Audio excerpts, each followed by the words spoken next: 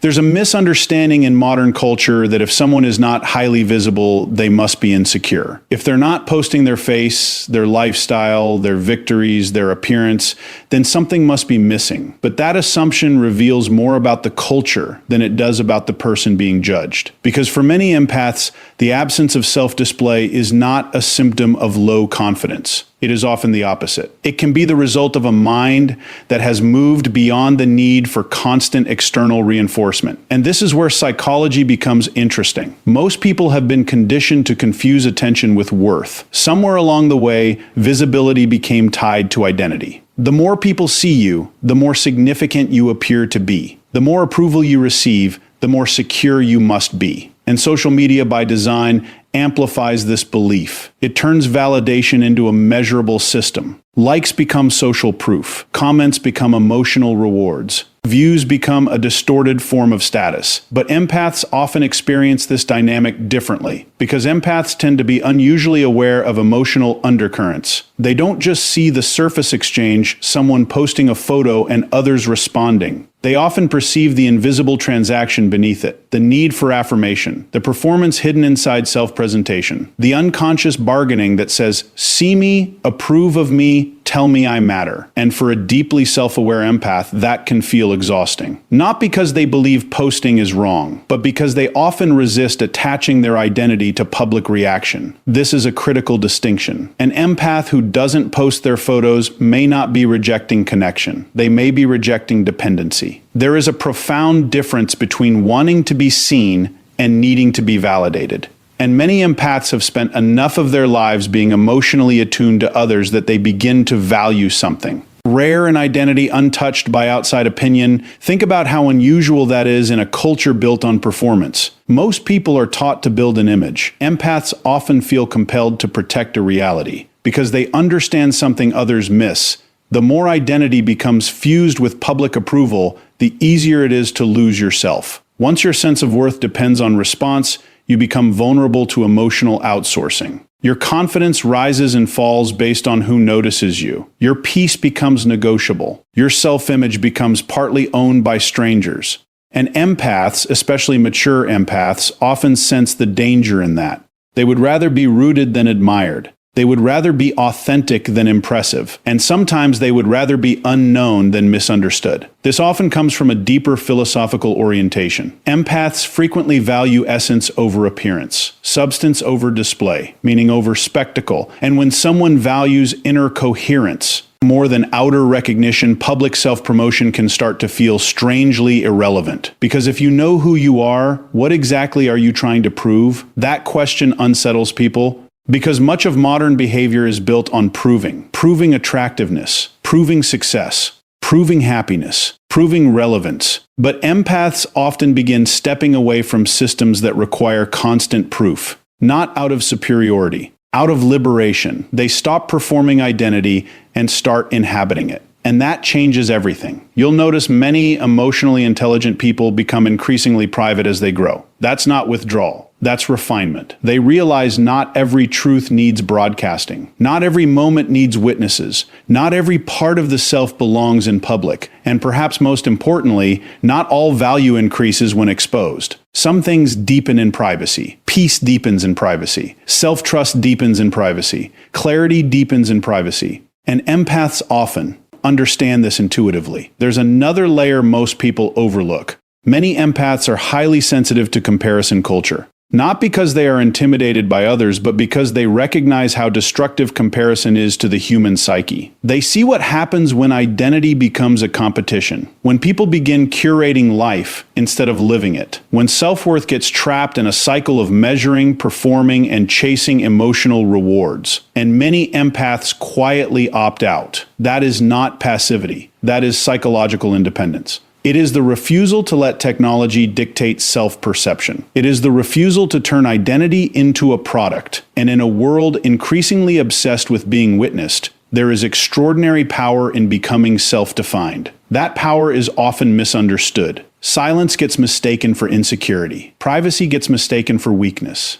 Restraint gets mistaken for absence. But some of the most secure people in the world have no interest in constant visibility, because they are no longer hungry for what attention feeds. They have found nourishment elsewhere, in purpose, in inner peace, in real relationships, in self-respect, and that is something algorithms cannot measure. In fact, one of the strongest signs of inner stability is the ability to exist without announcing yourself, to know your worth without displaying it, to possess depth without packaging it, to remain whole without applause. That is not social detachment. That is freedom. And for many empaths, not posting their photos is a quiet expression of that freedom, a silent declaration that identity is not a performance. That worth does not require witnesses. That presence is not diminished by privacy. And maybe this is what unsettles others most.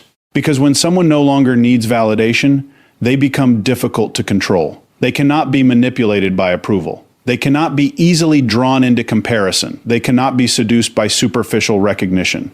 And that kind of psychological sovereignty is rare, but it is real, and many empaths live it quietly, not because they are hiding, because they have stopped confusing visibility with value. And that may be one of the most radical acts of self-possession in the modern world, because the moment you stop asking the world to confirm your worth is the moment you begin to fully own it. Once you understand that many empaths don't avoid visibility because they lack confidence, the next question becomes far more interesting. Why do so many of them actively protect their privacy? And this is where most people miss the deeper psychology, because privacy for an empath is often not about hiding. It's about protection. Highly sensitive people tend to experience exposure differently than others. What feels casual to one person can feel invasive to an empath. What seems like harmless sharing to most can feel, to a deeply perceptive mind, like opening a door that may be difficult to close.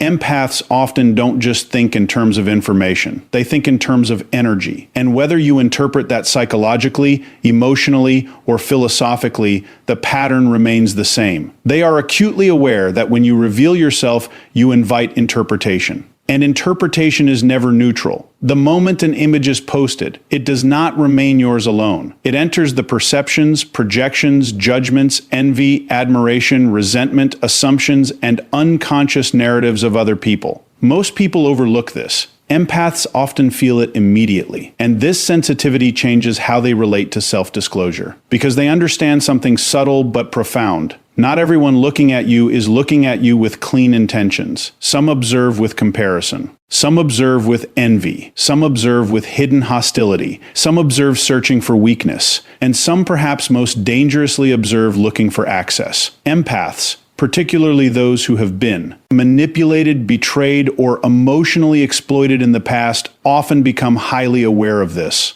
And awareness changes behavior. A person who has learned that visibility can attract intrusion does not treat privacy casually. They treat it as a boundary, and boundaries, psychologically speaking, are one of the clearest signs of emotional health. This is important because people often misread guardedness. They call it withdrawal. They call it fear. They call it avoidance. But what they may actually be seeing is discernment. And discernment is not the same as distrust. It is the ability to distinguish what deserves access from what does not. That is wisdom. And empaths often develop this wisdom through painful experience, because many empaths spend years overexposing themselves emotionally. They give too much, reveal too much, trust too quickly, assume others have the same sincerity they do, and then reality teaches them otherwise. They encounter gossip, projection, manipulation, people who study their vulnerabilities, people who use personal openness as leverage. And after enough of these experiences, a shift occurs. The empath stops seeing openness as always virtuous and begins seeing selectivity as necessary. This is a profound psychological evolution, because immature sensitivity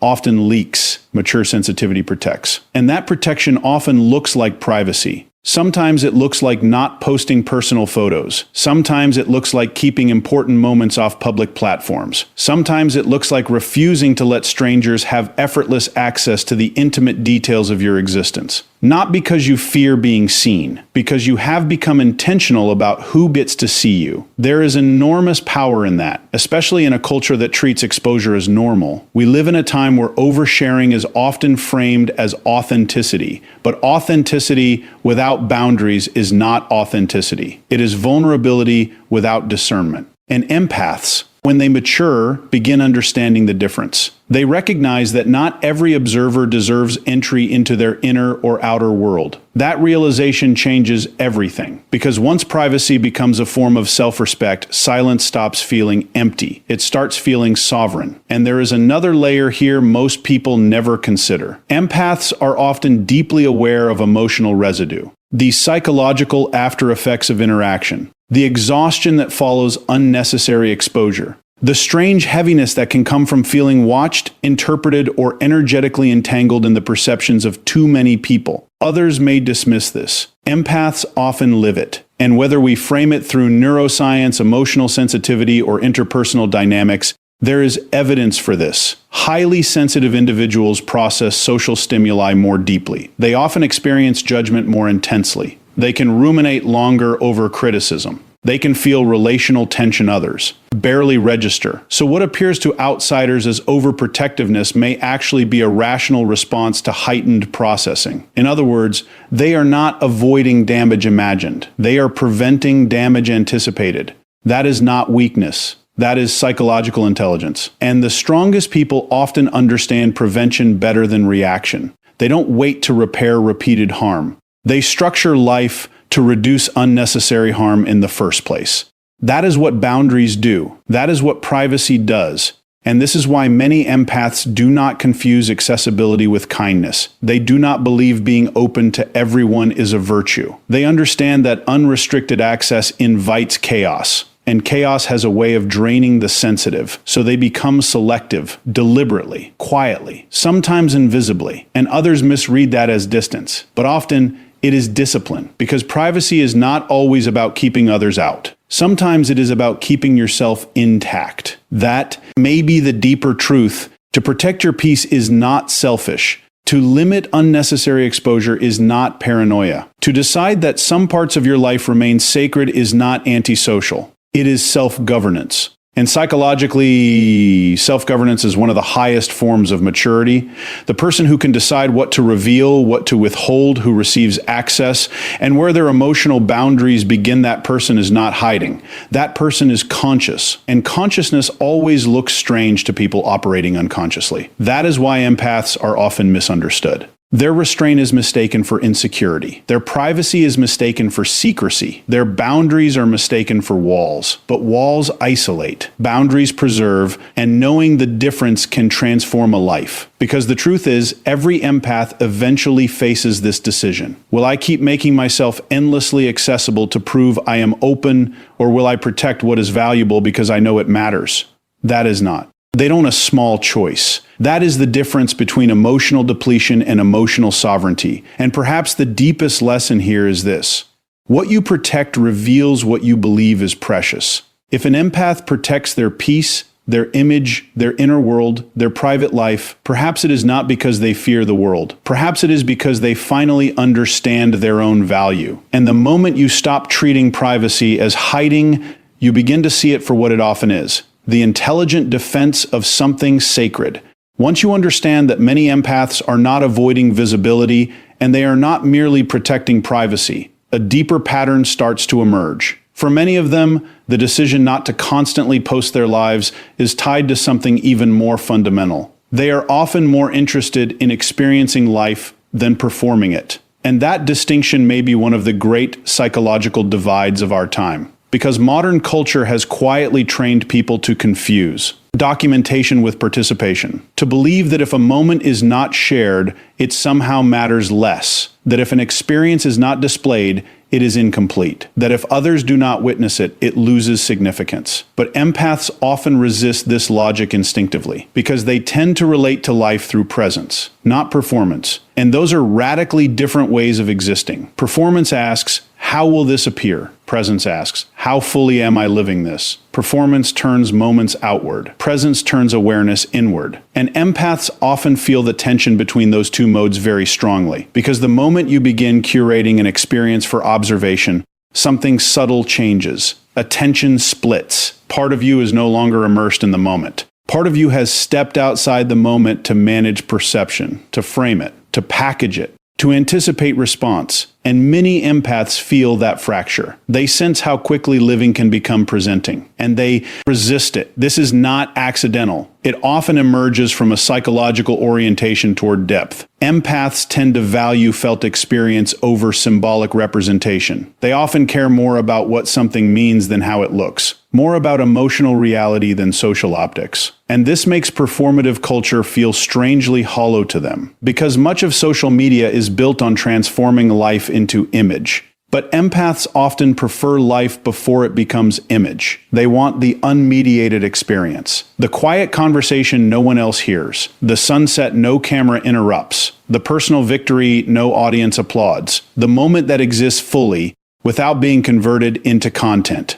And there is something profoundly philosophical in that, because it raises a question most people never ask: at what point does documenting life begin interfering with living it? That question matters, because once identity becomes tied to display, experience can become instrumental. Moments stop being lived for their own sake. They start being collected for presentation. And when that happens, something essential can be lost: the sacredness of immediacy, the intimacy of presence, the fullness of undivided attention. Empaths often guard those things fiercely, because they understand consciously or intuitively that attention is life. Where attention goes, existence is shaped. And if attention is constantly redirected towards self-presentation, something deeper can erode: inner stillness, authenticity, contact with reality as it is rather than as it appears. This is why many empaths reject the pressure to turn personal existence into ongoing public performance, not because they are detached from the world, because they are trying to stay connected to what is real, and in many ways that is increasingly rare. There is another psychological dimension here that deserves attention. Empaths are often deeply uncomfortable with self-objectification, with reducing the self into something to be consumed, something to be evaluated, something arranged for approval.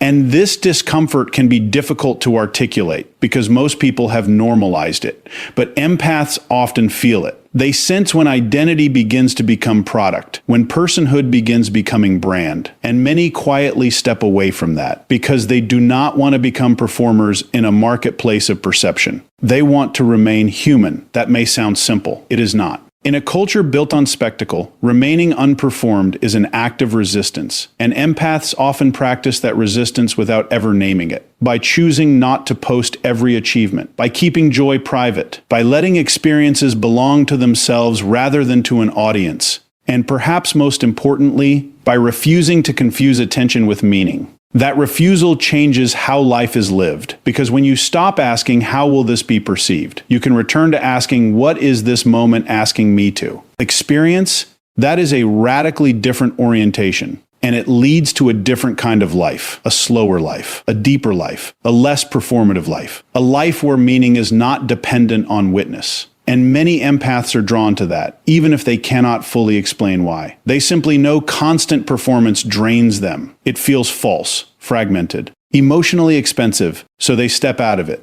quietly, deliberately. And others sometimes misread